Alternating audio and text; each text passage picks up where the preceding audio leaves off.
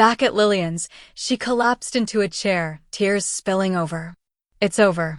They all know. My life is ruined. But Lillian, calm as ever, poured her tea and set it in front of her. Ruined? Darling, it's only just begun. What you're feeling now is the fear of being seen. But guess what? You're still here. They've already used their worst weapon, exposure. And you're breathing. Elena shook her head. Breathing isn't living. Ryan knelt beside her, his voice gentle but firm. Then live. Don't let Harper win. You said it yourself, you don't want to hide anymore. So stop letting them dictate who you are. That evening, Daniel arrived, grim-faced. Harper's behind this, no doubt. He's stirring the pot at every opportunity. But tomorrow, there's a town hall. He'll be there. And so will half the town. Elena's stomach dropped. You want me to stand in front of them? Like a spectacle. Lillian's gaze was steady. Not a spectacle. A statement. If you don't speak, Harper controls the story. If you do, you take it back.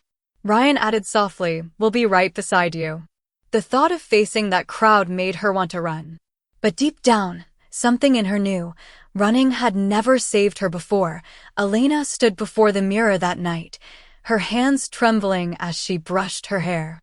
She could still hear the cruel laughter, the whispers, the weight of every stare in town. But then she remembered Mrs. Porter's words, people will always gossip. Might as well give them a show worth talking about. For the first time, she smiled at her reflection. Nervous. Terrified. But ready. Tomorrow, she wouldn't hide. Tomorrow, she would stand as Elena, whether they accepted her or not. The old town hall creaked under the weight of whispers. Folding chairs filled the floor, townsfolk fanning themselves with papers as they waited for the meeting to begin. The smell of old wood and dust hung in the air. Elena sat in the back row, her heart hammering so loudly she thought everyone must hear it. Ryan sat on one side, his hand steady on hers. On the other side, Lillian radiated calm, her posture regal, like she'd been born to defuse scandals. At the front of the room stood Harper, silver hair slicked back, tailored suit immaculate, a smug smile curling on his lips. He tapped the microphone with unnecessary flourish. Evening, folks. Tonight's agenda, property taxes, road repairs, and perhaps a word about honesty in our community. His eyes flicked deliberately to Elena. A ripple of murmurs ran through the crowd. Harper leaned forward, his voice smooth as poison. Now, we all know small towns thrive on trust. But what happens when someone new comes in under false pretenses? Pretending to be one thing, when in fact they are another. The crowd stirred. Some nodded. Others shifted uncomfortably. Elena's face burned. Every word felt like a spotlight, every whisper like a blade. Ryan whispered, you don't have to do this. But Lillian's hand closed over hers. Yes, she does. Elena stood. Her knees trembled as she walked to the front. The room quieted, curious, expectant. She took a shaky breath. My name is Elena. Some of you knew me once as Ethan. That's true. But this, she gestured to herself, is also true. I'm not here to fool anyone. I'm here because I deserve to exist. To live. To breathe. Her voice cracked but grew stronger. You may laugh. You may gossip. But you don't get to decide who I am. I do. And I won't apologize for that. For a long moment, silence filled the room. Then Mrs. Porter, the librarian, stood up. She's braver than half the men in this room. Leave her be. A murmur of agreement rippled through the hall. Someone clapped. Then another. Harper's smug smile faltered. You don't understand. But Lillian cut in, her voice slicing through the room. What we understand, Harper, is that you thrive on control. And tonight, you've lost it. The applause grew louder. Harper's face twisted with fury. He gathered his papers with a snap and stormed from the stage, muttering under his breath. The heavy doors slammed behind him, leaving the crowd buzzing. Elena stood frozen, her breath shallow. She hadn't expected applause. She hadn't expected support. Ryan leaned close, his smile proud. You did it. You stood tall. They can't take that away. For the first time, Elena believed him. For the rest of the evening, Elena floated on shaky legs.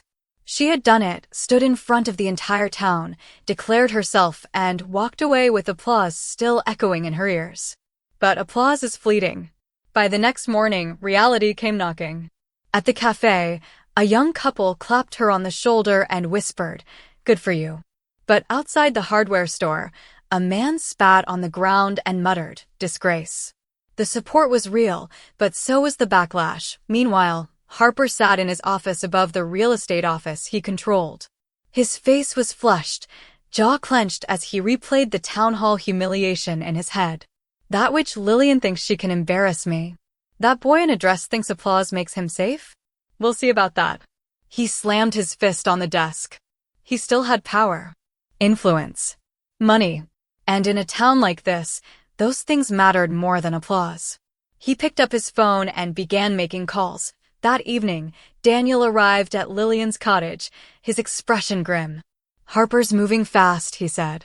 "He's pressuring the rental board to revoke your lease agreements, Elena. And he's digging into your old house too, Lillian. He wants to choke you financially until you leave town." Elena's heart sank. "So he's not just after me, he's after all of us." Lillian's eyes flashed. "Then we'll fight him where it hurts, on his own turf." Ryan frowned. "And how do you plan to do that? He owns half the property here." Lillian's smile was razor-sharp. "Owning isn't the same as keeping. Men like Harper always leave skeletons. We just have to find them." That night, while searching through her mother's old papers again, Elena stumbled upon something she hadn't noticed before, a sealed envelope marked "For Lillian's eyes only." She hesitated, then brought it to her aunt. Lillian opened it carefully, scanning the contents.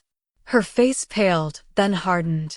"Well," she murmured, "it seems your mother had more foresight than I realized. She kept proof of Harper's little business arrangements. And if these get out, he'll be ruined." Elena's pulse quickened. "Then we can stop him?" But Lillian shook her head. "Not yet. Timing is everything. If we strike too soon, he'll spin it. We need him desperate first." That night, as Elena stepped out onto the porch for air, she spotted movement near the gate again. A shadowy figure, watching, silent. Her breath caught. "Ryan? Daniel?" she whispered. But the figure didn't answer. It simply turned and melted back into the darkness. And for the first time, Elena wondered, was Harper the only one who wanted her gone? Or were there others waiting in the shadows? The next morning, Lillian spread the old papers from Elena's mother across the dining table. Contracts, receipts, letters, each one connecting Harper to shady deals, hidden kickbacks, and questionable property sales. Ryan leaned over the documents, whistling low. "This isn't just bad. This is criminal." Lillian's eyes glittered. "Exactly. But remember, timing. If we drop this too soon, Harper will twist it, bury it, and come out looking like the victim." Elena frowned, her nerves tight.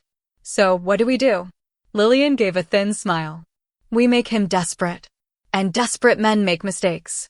Daniel joined them later, dropping a manila folder on the pile. "I've been asking around. Harper's got enemies, quiet ones. He's been strong-arming businesses, hiking rents, forcing people out. Half the town hates him, but they're too afraid to speak up." Elena's stomach tightened. "So if we expose him, we're not just fighting for me. We're fighting for them too." Ryan put a hand on her shoulder. "And that's how you win, by turning his power against him." That evening, as if sensing their plotting, Harper made his own move. A letter arrived, stamped with the official seal of the town's property board. Elena unfolded it with trembling hands. Her blood ran cold as she read. "Notice of eviction proceedings pending review of fraudulent residency claims." Ryan cursed under his breath. "Fraudulent residency? He's accusing you of lying about who you are." Lillian snatched the letter, scanning it with fury.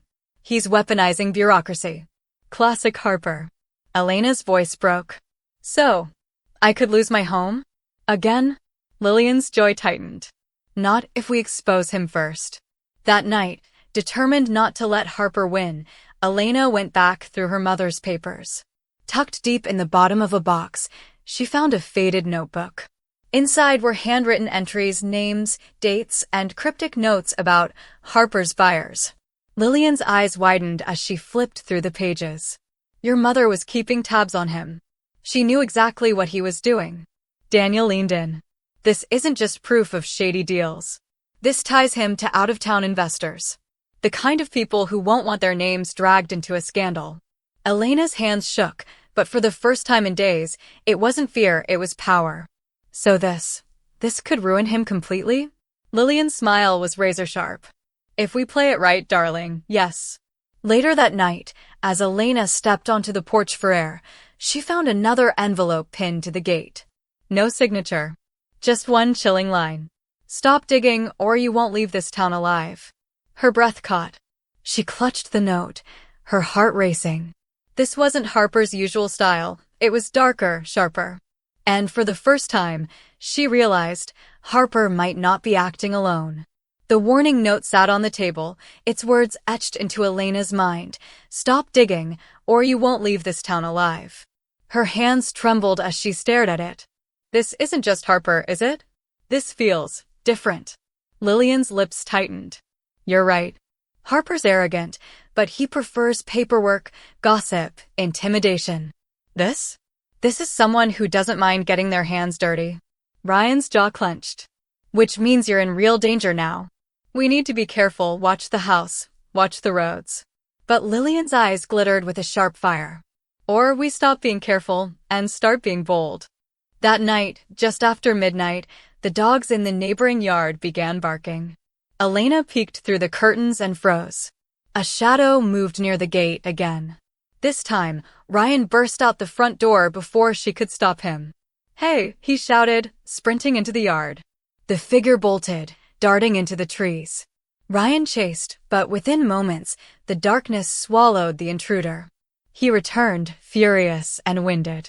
They're watching the house. Waiting. They want to scare you into silence. Elena's heart pounded. Silence was tempting. Safety was tempting. But every fiber of her knew it would never be enough.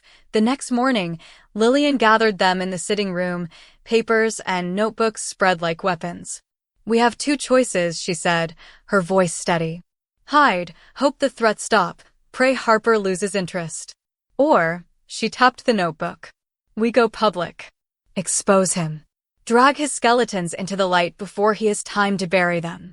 Elena's breath caught. Public? You mean, stand in front of everyone again? Not just the town, outsiders too. Lillian nodded. Reporters. Authorities. Once the truth is out, Harper can't touch us. He'll be too busy saving his own skin. Ryan added, and whoever's working with him, they'll have nowhere to hide either. Elena swallowed hard. The thought terrified her. But the idea of never being free terrified her more. Then we do it, she whispered. We go public.